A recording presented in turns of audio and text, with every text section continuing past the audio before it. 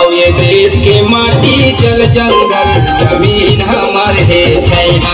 और ये देश के माटी जल जंगल गैहा। और ये देश के माटी जल जंगल जमीन हमारे है छैहा। और ये देश के माटी जल जंगल जमीन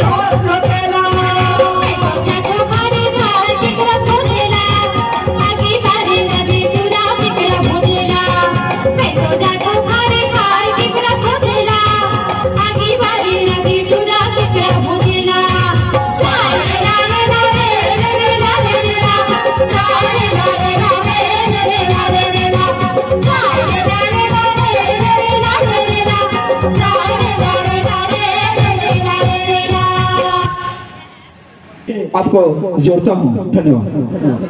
थैंक यू सर। कैसे लगी हमारा डांस भैया बने लगी और दाई मन ला हाँ और से कहो भैया आवर क्या मन ला डांस देखना है ना।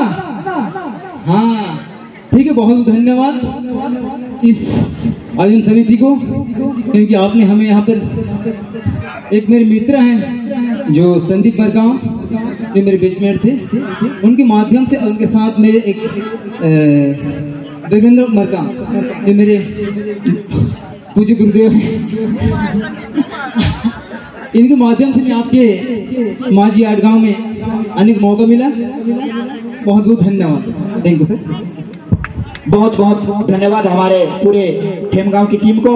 और हम तो यही कहेंगे कि बिहानिया बिहानिया बासी संग चटनी बने लगते, बिहानिया बिहानिया बासी संग चटनी बने लगते, धान लुए के बेरा में हंसिया बने लगते और नगर फांदे में एक जोड़ी बैला बने लगते। बिहानिया बिहानिया बासी संग चटनी बने लगते और धान लुए के बेरा में हंसिया बने लगते, नगर फांदे के बेरा में एक जोड़ी बैला बने लगते। और जब हमार नाने